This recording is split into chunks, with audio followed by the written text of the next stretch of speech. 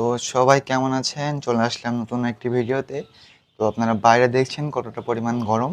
এই গরমে কিন্তু আমাদের কবুতরকে এক্সট্রা কেয়ার করার দরকার।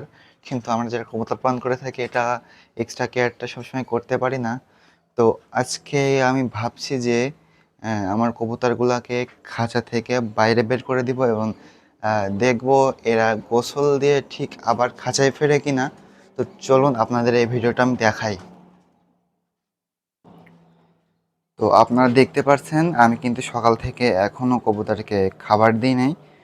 তো আসলে কি সকালে আসছি, ভাবলাম যে এই ভিডিওটা আপনাদেরকে একটু দেখাই।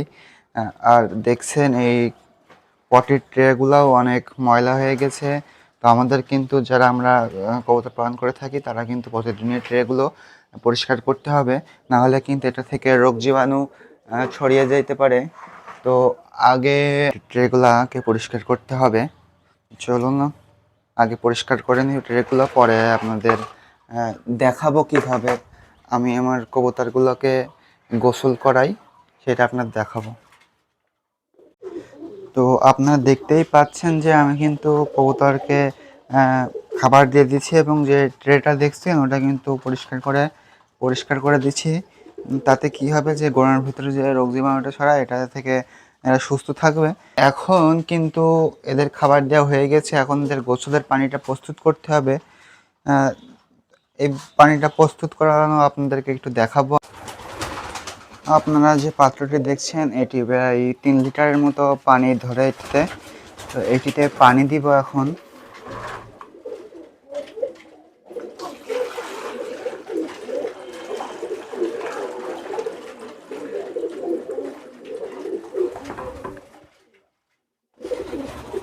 আর এটা দেখছেন ফিটকিরি একটা, এটা যে কোনো দোকানে পেয়ে যাবেন। তো এটা ফিটকিরিটা পানির ভিতরে একটু দিতে হবে। আর আরও একটি উপাদান দিতে হবে, সেটি হলো এই যে এটা দেখছেন পটাশ, এটাকে পটাশ বলা হয়। তো এটাও যে কোনো দোকানে পেয়ে যাবেন, এটা সামান্য দিতে হয় পটাশটা। দিয়ে এভাবে আপনারা পানিটি তৈরি করতে পারবেন। পটাশটা সামান্য দিবেন, কারণ বেশি দিলে আর কি এটা থেকে রিয়াকশন তৈরি হতে পারে, বুঝছেন। তো এই যে আমার কবুতরের পানি প্রস্তুত। তো এই পটাশ আর ফিটকারিটা কেন দিলাম আপনাদের একটু বলি। যে ফিটকারিতে যেটা দিলাম এটা হলো, ফিটকারিটা আপনার পানি যে যদি রোগ জীবাণু থাকে পানিতে বা ময়লা থাকে এটা ধ্বংস করে দেবে রোগ জীবাণুটি। পটাশটি দেওয়ার কারণ হচ্ছে যে পটাশ দিলে আর কি কবুতরের গায়ে যে রোগ জীবাণু যে পোকামাকড় থাকে ভেতরে, এটি কিন্তু পোকামাকড় সব কিন্তু বাইরে বের হয়ে যাবে গায়ের শরীর থেকে। আপনারা দেখতেই পারছেন না, কিন্তু কবুতরগুলোকে ছেড়ে দিছি ভাইরে ভাই। এটা এই নরটা এসে এখানে এসে মারামারি বাধা দিছে। এর কিন্তু এখানে একটা ডিম আছে, যাও নিচে। আমি কিন্তু এদেরকে নিচে ছেড়ে দিয়ে দেখছি, ছেড়ে দেওয়ার পরে এরা কিন্তু মারামারি শুরু করে দিছে, দেখছেন। এভাবে কিন্তু আপনারা হচ্ছে কবুতরগুলোকে গোসলের জন্য এভাবে ছেড়ে দিতে পারেন। হাই রে ভাই, কি মারামারি! এই থামো।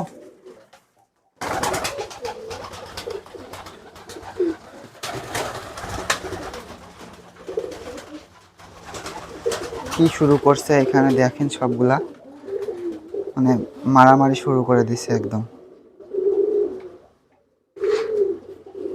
আপনারা কিন্তু এভাবে মাঝে মাঝে কবুতরকে খাঁচায় পালন করলে মাঝে মাঝে ছেড়ে দিবেন। আর ছেড়ে দেওয়ার পরে যে অবস্থা দেখতেছি ভাই, আসলে কি আর বলবো। আপনারা মাঝে মাঝে এভাবে কবুতরকে ছেড়ে দিয়ে গোসল করে দিবেন, নাহলে গরমের ভিতরে কবুতর কিন্তু খুবই অসুস্থ হয়ে পড়বে। হ্যাঁ, আমি কিন্তু আসলে যেটি ভাবছিলাম যে কবুতরকে ছেড়ে দিলে গোসল করে এবং খাঁচায় ঢুকে পড়বে, তা কিন্তু পুরোটা উল্টো হয়ে গেছে। কবুতর কিন্তু নিচে নেমে আগে মারামারি শুরু করছে সবাই। তো আপনারা মাঝে মাঝে এমন করে গোসল করে দেবেন কবুতরকে। আর সবাই ভালো থাকবেন, ধন্যবাদ।